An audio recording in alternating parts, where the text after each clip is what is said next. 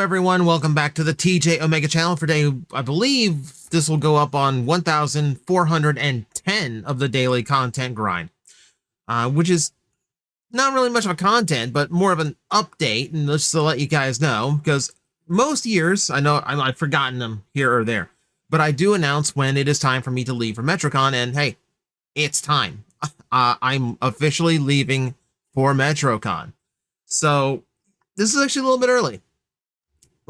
You're seeing this on a Tuesday. Usually I am not on my way until Thursday.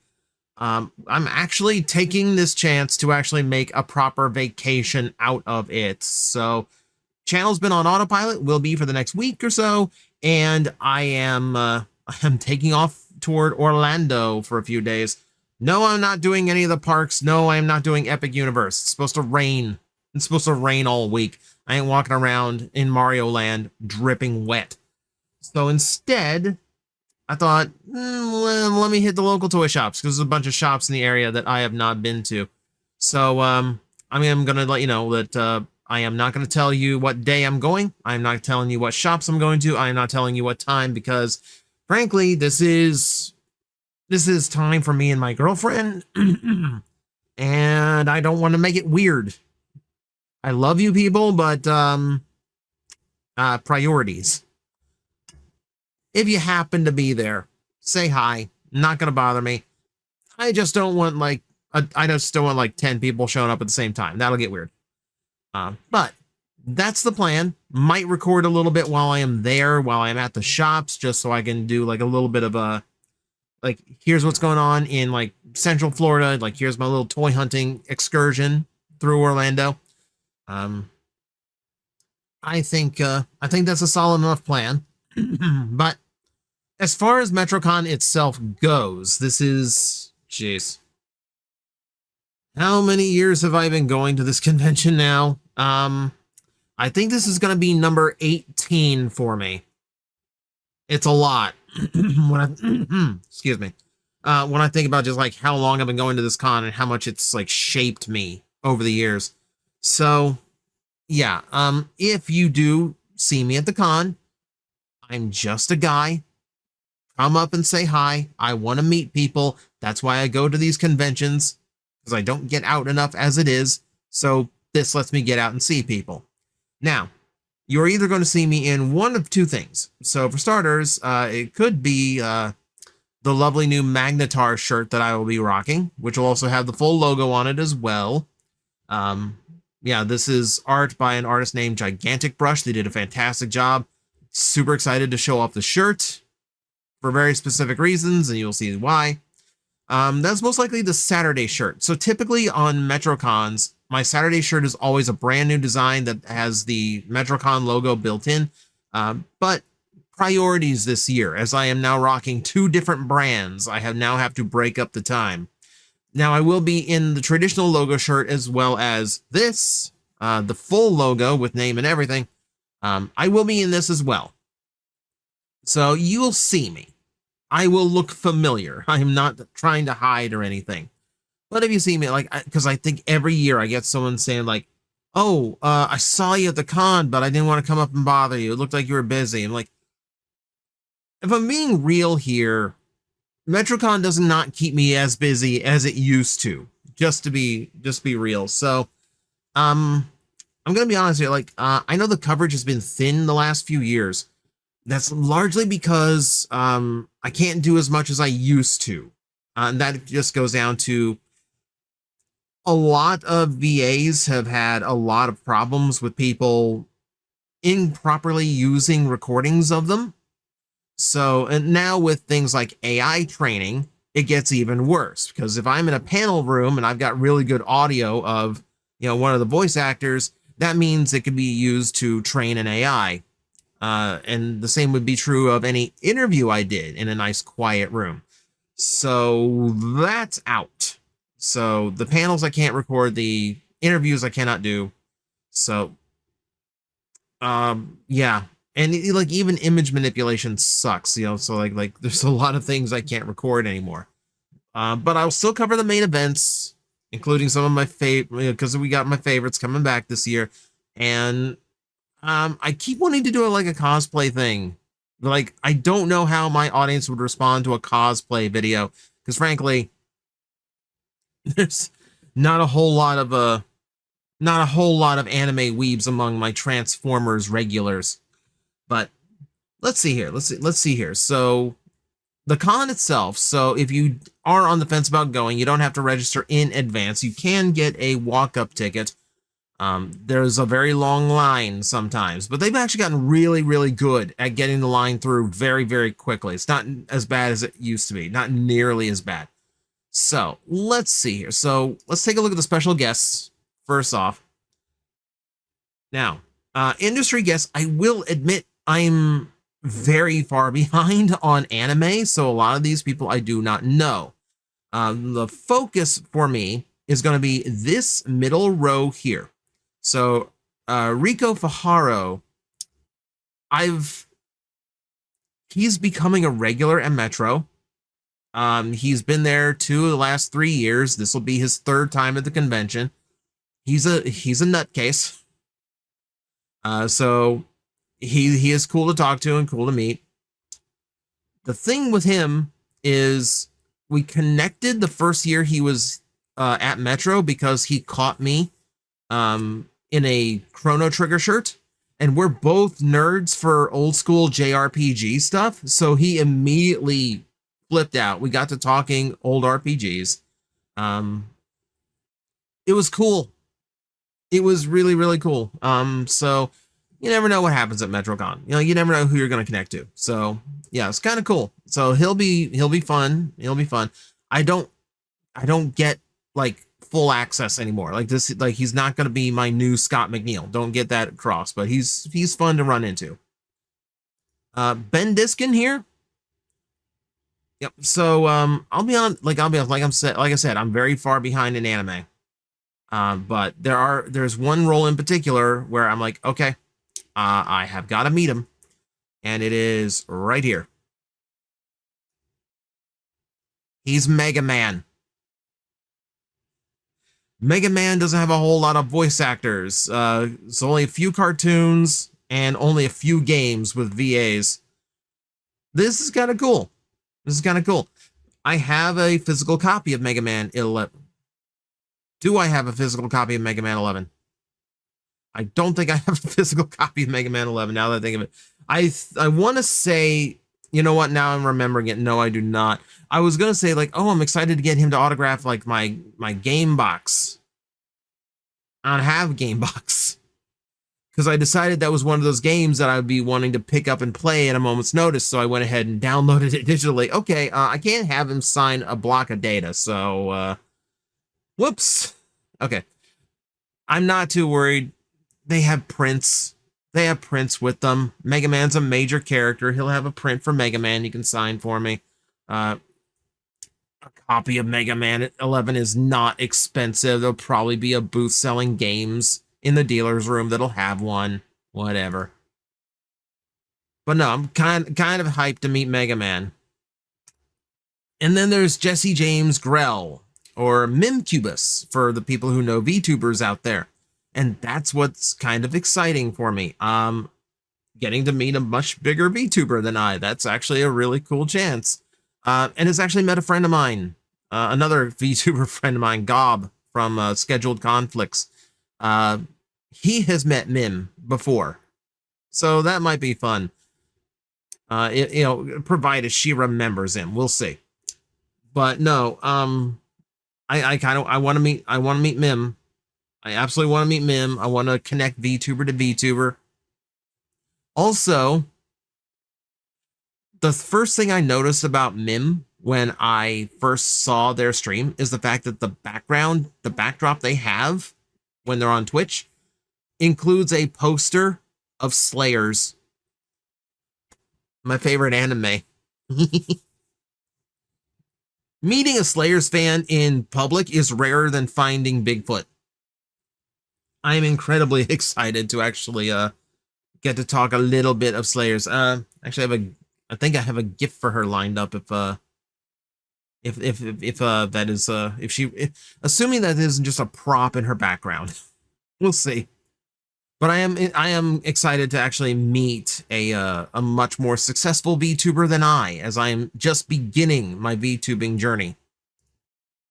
So yeah, plenty of guests here. Frankly, yeah, honestly, like I will admit, like it's just my own ignorance that prevents this.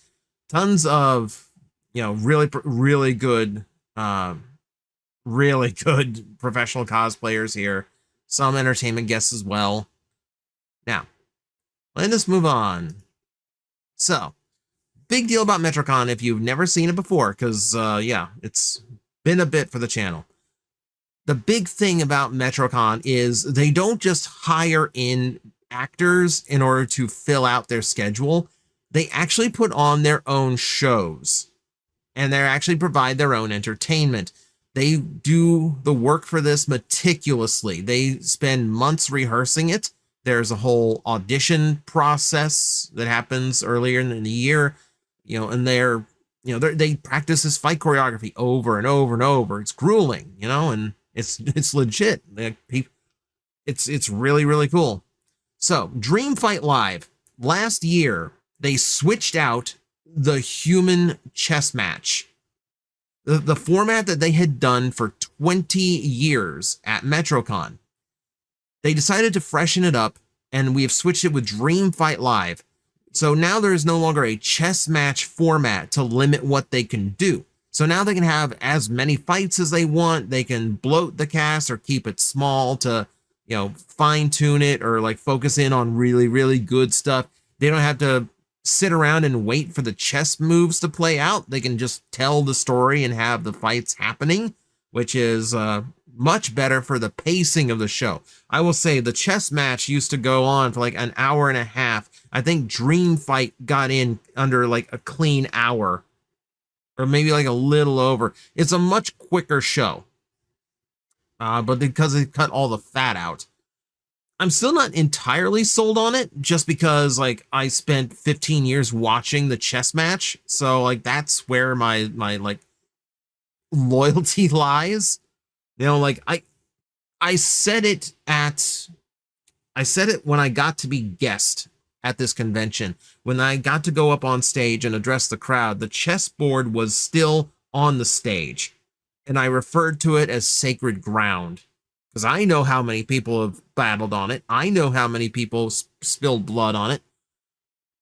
It was a really cool moment for me. That chessboard meant a lot to me.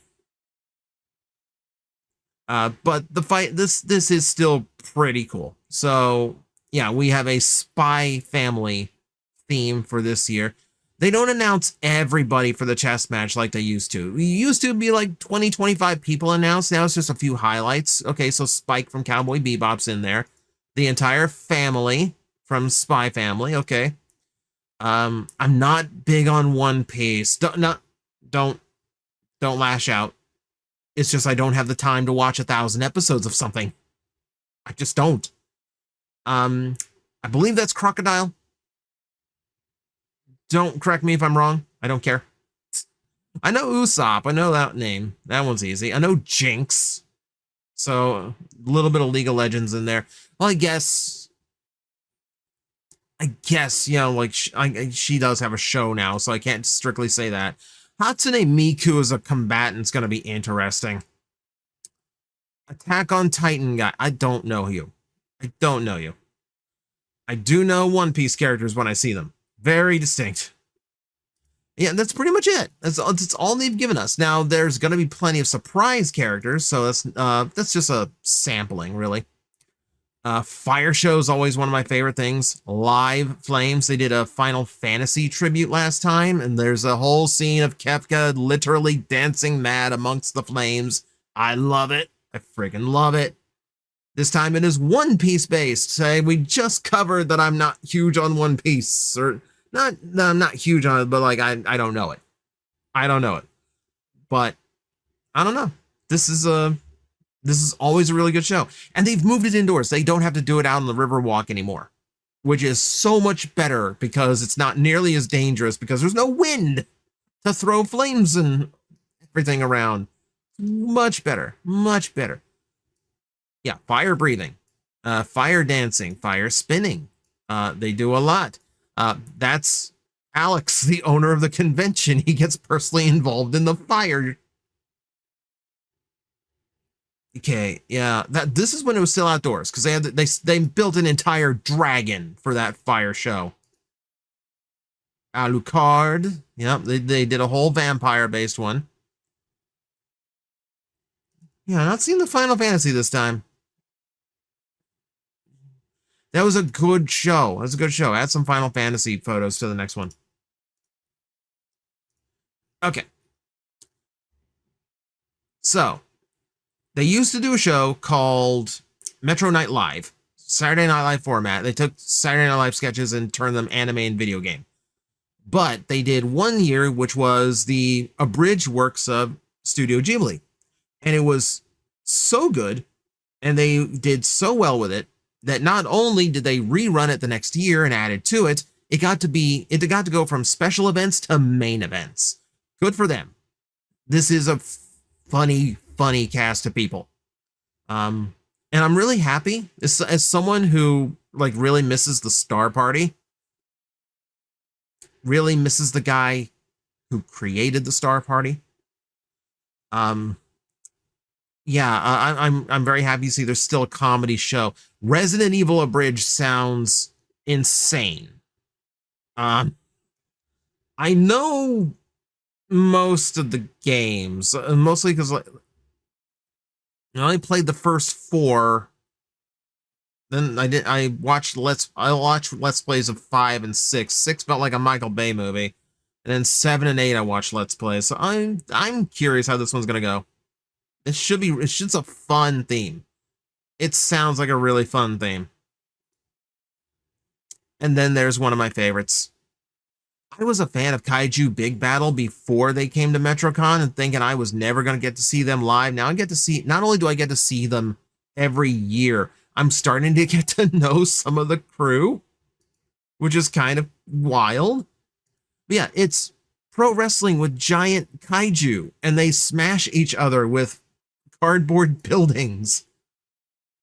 And it's hysterical and campy and awesome. And there's usually one match that is like genuine wrestling. So yeah, I'm super excited. I'm always excited for Kaiju. I'm always excited for Kaiju Big Battle. I'm so happy they became a regular and they come back every year. There's one more event that we can talk about. Now, obviously, there's a ton to do. There's a lot of fan panels that are created. There's cosplay contests. There's gaming rooms. There's both for video games and for tabletop gaming, I should add. There's a LARP where you get to go through like a maze that they set up. And you get to like actual LARPing roles and rules. But the last performance-based one is the Masquerade. And the Masquerade is always interesting. So it's more about getting to dance together. There's a bit of a dress code. I'm pressed, so I don't have to follow it, which is great. But it's always fun. So the story they tell on stage is a little bit more dramatic, a little bit of comedy, but more dramatic. No combat in this one. And it's usually a love story. The Masquerade usually focuses on a love story.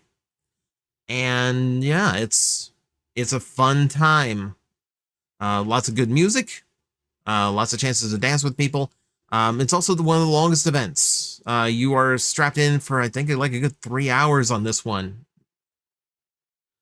Yeah, I don't showcase it often because it's in the dark, so it's hard to record there. But I try sometimes.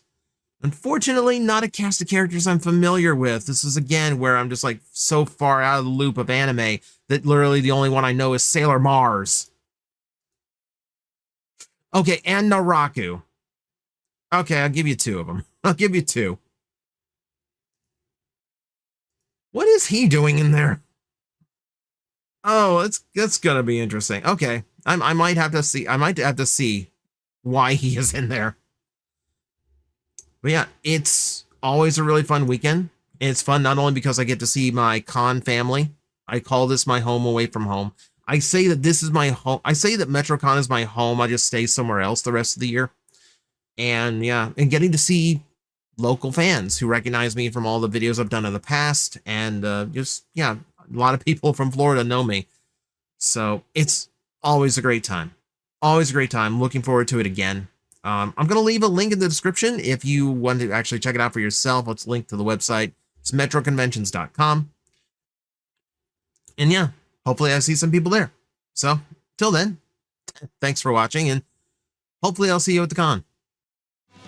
Hello everyone, I am Astral Agent Magnetar, a tokusatsu VTuber, and I am streaming 4 times a week over on Twitch, Monday, Tuesday, and Wednesday afternoons, and a special late night one on late Friday/early Saturday. So come watch, come hang out, and let's make an impact together.